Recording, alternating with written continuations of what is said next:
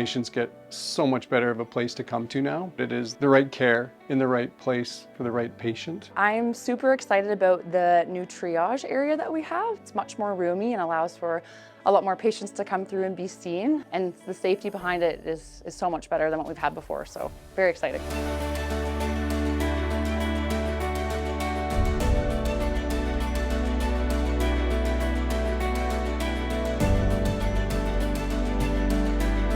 I'd really like to thank Kamloops, the public, the patients, their family members, also the region we serve, as well as the staff for just putting up with really difficult conditions in the emergency department. It was an area that was designed 20 years ago to serve 35,000 patients per year, and we're now seeing upwards of about 78,000 patients per year with much higher complexity. They can see how it's going to be a place that delivers really, really good quality care and in a nice, safe, calm environment. A really great place to come to work.